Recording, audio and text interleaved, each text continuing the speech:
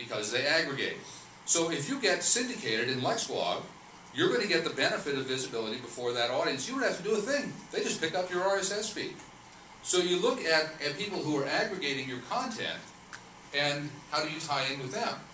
In Western Massachusetts, the Western Massachusetts Economic Development Corporation last year started a daily service where they aggregate stories from news organizations and bloggers from around that area. This organization, the EDC, is they work with various community or like Better Business Bureaus in 5 cities in Western Massachusetts to help attract business to the cities. So they started aggregating news and blogger content, and all they do is they post a headline and a summary link, and they have a special section of their site called News, and then they have a weekly newsletter that combines that stuff together. It's generating 60% of their traffic now. It is the #1 referring source for traffic into their website. They spend about a half hour a day doing it. What are they doing? They're really, really focused. Remember, small is the new big. They're really focused on those 5 communities, and people can't get that information in that efficient a form anywhere else. Great example of how to use aggregation. And by the way, publications, local business publications, come to them and say, will you please start syndicating our stuff? Because we're getting more traffic from you than we're getting from our own website. So look at these feed aggregators as a way to spread your message. Look at combining your entries into a newsletter, because email still kills. Email newsletters are a very effective way to generate business. I think you should have an email newsletter, and every page of your site should have an invitation to sign up for that email newsletter, because you want that permission-based marketing. Email is the big differentiator with email is it's permission-based. It's permission to get something into somebody's inbox. You want that. That's permission to speak to them. Yes?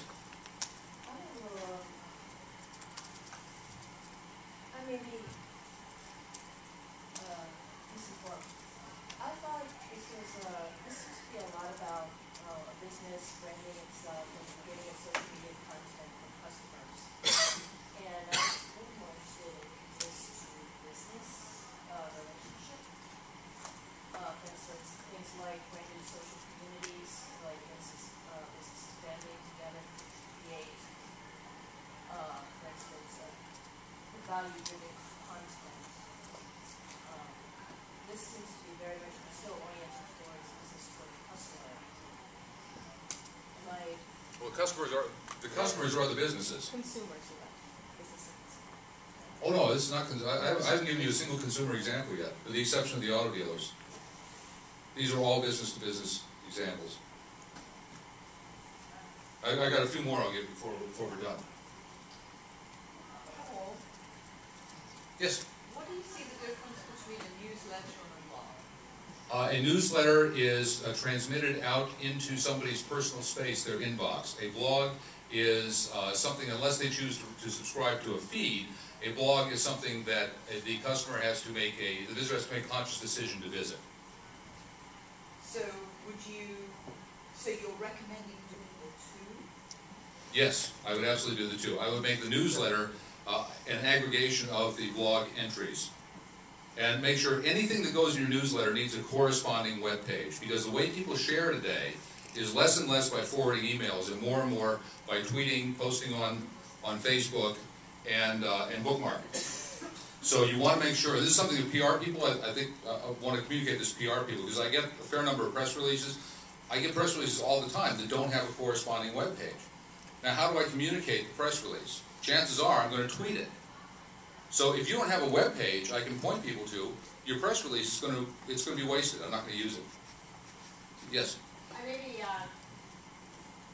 addressing something that you're going to address in the future, but what about, it seems a business-to-business communication is often in a language or contains content that you wouldn't necessarily want the end consumer to know if you're a business that.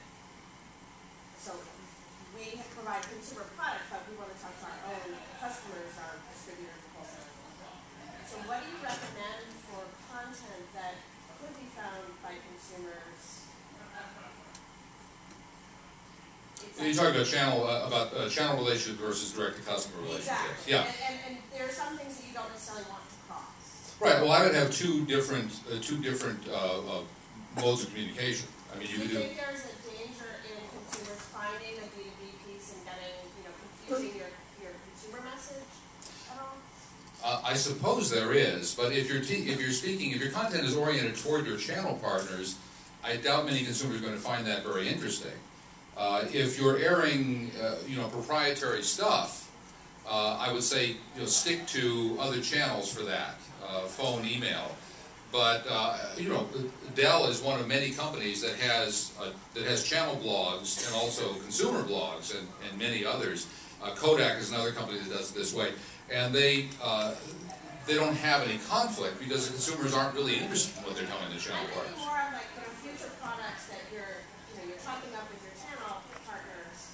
I wouldn't go down the blog. Necessarily, marketing. Well, we don't have proprietary stuff. It's just kind of earlier on in the marketing process. Well, I suppose some consumers may find that interesting, but if you put it in a public place, people are going to find it. You can't really control who's going to find it. So I'd say be judicious about how you do that, but use different channels to reach different audiences. I'm going to skip Ask Patty because I want to get on something else. I'm running out of time. Let me show you one more video.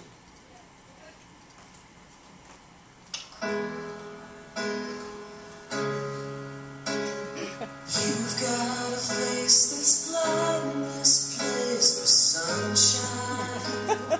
You won the beauty contest, but you never even had to try. Everybody loves you, 'cause you're perfectly made, gorgeous from head to toe, pretty in a picture frame, and I've only got this one message to say.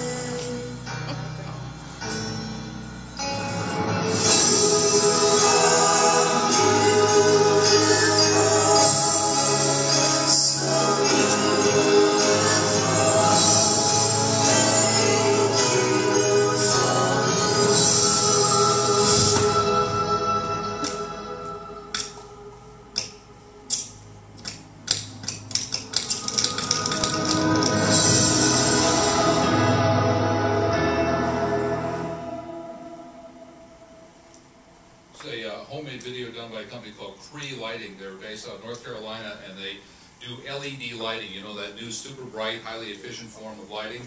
And they initiated, it's a business-to-business campaign. They're trying to reach building architects and builders and people who do commercial construction. They're trying to evangelize the value of LED lighting. And they've tied this into, that video is tied into a photo contest where people can submit pictures of their workplace, of lousy lighting conditions in their workplace.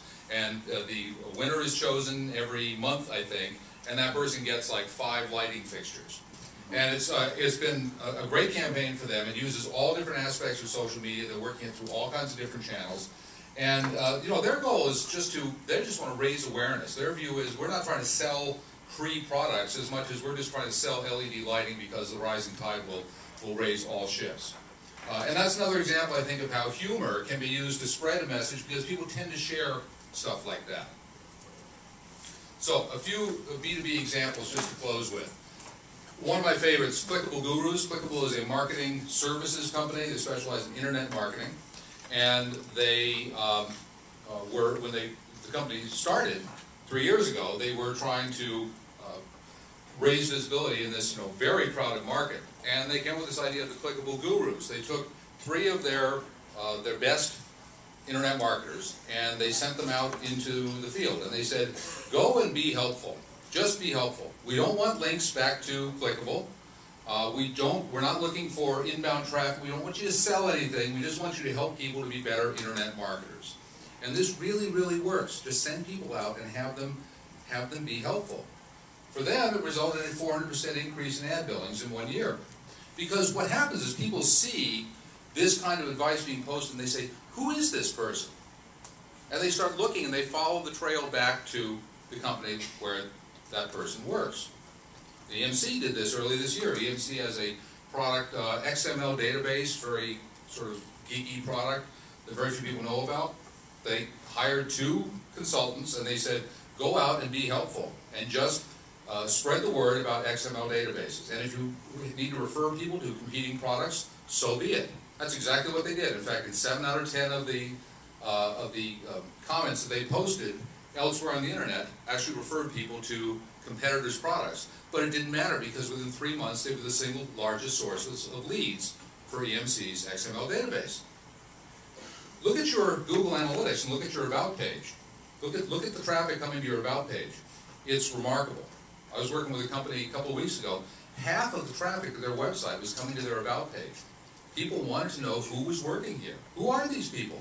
It's a relationship-based sale, business-to-business sales. Yes? Is that considered a soft sell? Very. Okay. Very. Soft sell is the only thing you can do anymore.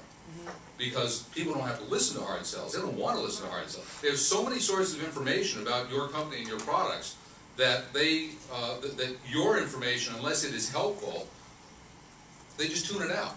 So it's the only way. I think in the future it's going to be the only way to market is by being helpful. You actually have to start getting your sales force ready to sell, to recommend competitive products. Because that is going to be the way, that is going to establish the trust bond that will lead to long-term relationships.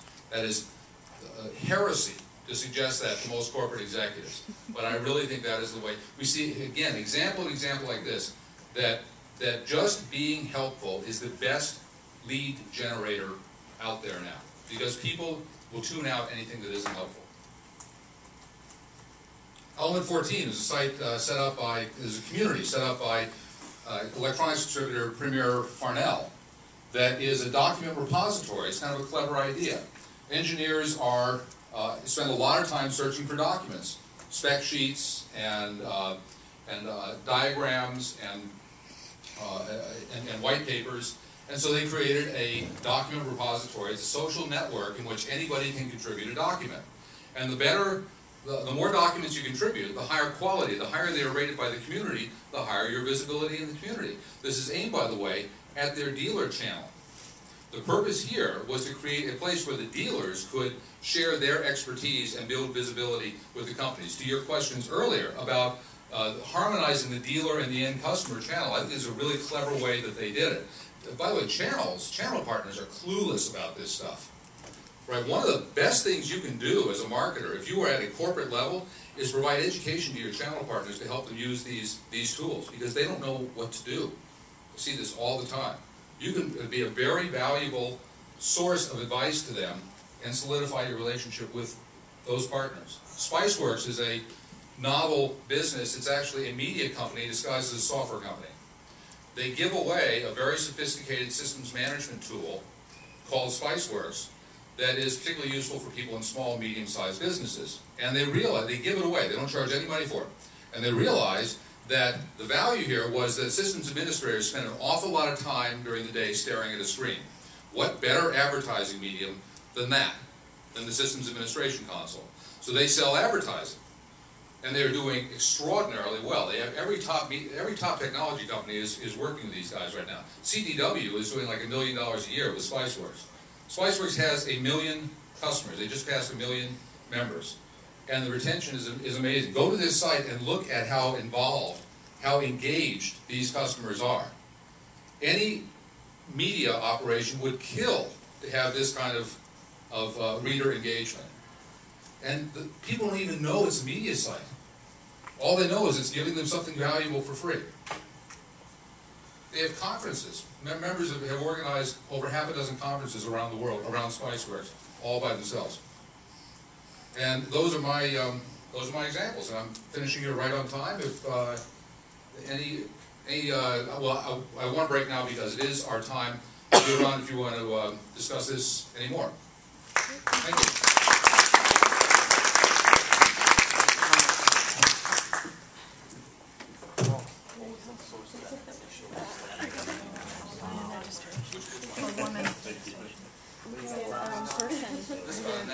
Person registration.